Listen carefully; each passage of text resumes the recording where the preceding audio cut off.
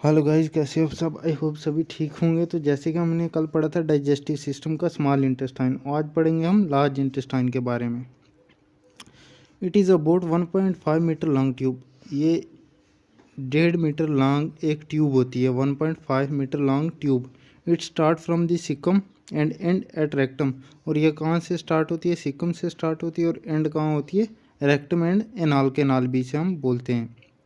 सबसे हम पहले इसका ओवरव्यू देखते हैं। हम इसे कालून भी बोलते हैं, स्मॉल इंटेस्टाइन को कालून भी बोलते हैं। ये डाइजेस्टिव ट्रैक का लास्ट पार्ट है। जो स्मॉल इंटेस्टाइन है ये डाइजेस्टिव ट्रैक का लास्ट पार्ट है। स्मॉल इंटेस्टाइन सेंटर में होता है लार्ज इंटेस्टाइन के। जो हमारी ये लार्ज इंटेस्टाइन है और जो ये हमारी स्मॉल इंटेस्टाइन है, ये लार्ज इंटेस्टाइन के सेंटर में होती है। स्मॉल इंटेस्टाइन वैसे तो लेंथ में बड़ी है, लेकिन उसको स्मॉल इसलिए बोला जाता है, लूमन्स जो इसमें ल्यूमन होता है वो स्मॉल होता है, उसका जो डायामीटर है वो भी स्मॉल होता है। स्मॉल इसलिए बोला जाता है क्योंकि इसमें जो ल्यूमन होता है वो क्या होता है, ये देखो, it's lumen is big and its surrounding small intestine. इसमें जो ल्यूमन होता है वो भी स्मॉल होता है और उसका जो डायामीटर होता है वो बिग होता है। अब इसके हम आगे डिस्कशन करेंगे पार्ट। अब देखते हैं हम parts of large intestine. It has 7 parts. इसके 7 पार्ट होते हैं। सबसे पहला हमारा रहा सिकम। ये रहा हमारा सिकम। सेकंड है असेंडिंग कलोन। ये हमारा असेंडिंग कलोन। थर्ड है ट्रांसवर्स कलोन। थर्ड कौन सा है? Transverse clone. ये रहा ऊपर में ट्रांसवर्स कलोन। और फोर्थ है डिसेंडिंग कलोन।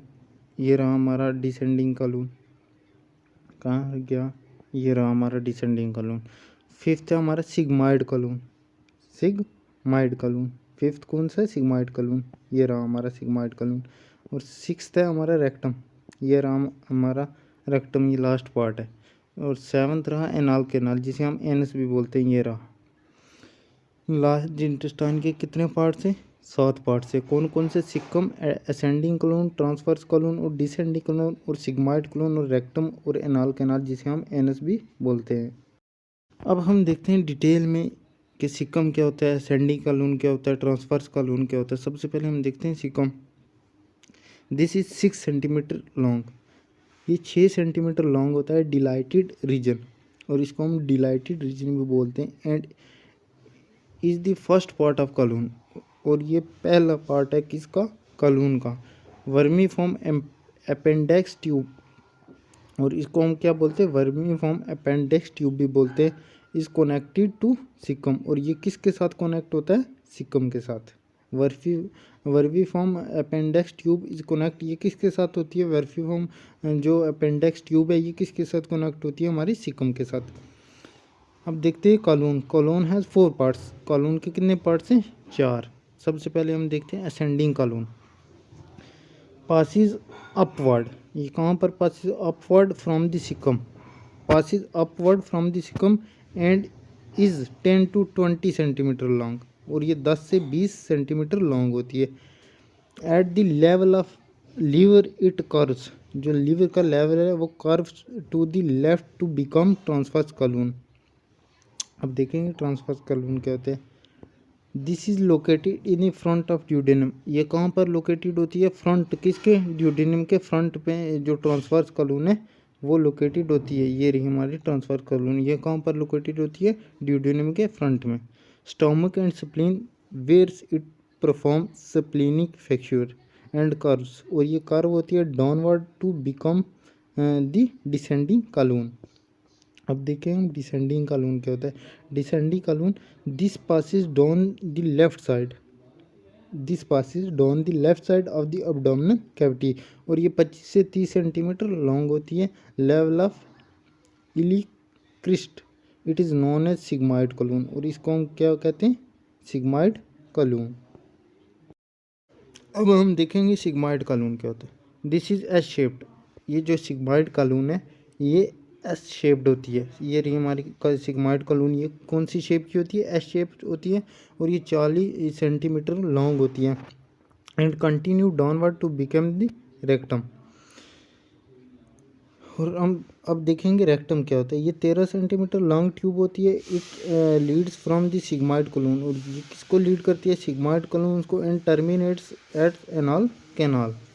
अब देखेंगे हम एनाल कैनाल क्या होता है, जिसे हम एनस भी बोलते हैं। ये रहा हमारा एनाल कैनाल, जिसे हम एनस भी बोलते हैं।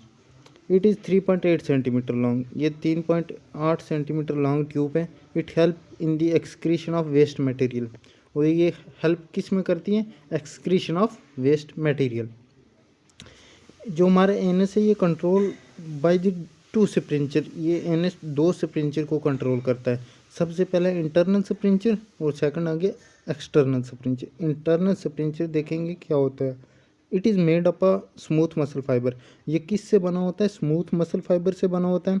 And it controls by automatic nervous system, और ये किस को कंट्रोल करता है? ऑटोमेटिक नर्वस सिस्टम को। अब देखेंगे हम एक्सटर्नल स्प्रिंचर क्या होता है। External sphincter is made up a skeletal muscles. ये किस से बना होता है? स्केलेटल मसल से बना होता है। And human can control it's voluntary, और ये वॉलेंट्री कंट्रोल होता है। वॉलेंट्री कंट्रोल जैसे कि मैंने आपको बताए थे, जो हमारे कंट्रोल में, उनको हम क्या कहते हैं? Voluntary control. अब हम देखेंगे 4 लेयर ऑफ टिश्यू। इसकी 4 लेयरें हैं जो टिश्यू से बनी हुई है। सबसे पहले सिरोसा, जो हमारी सिरोसा लेयर है ये ओटर लेयर है। उसके बाद आ गई मसल लेयर।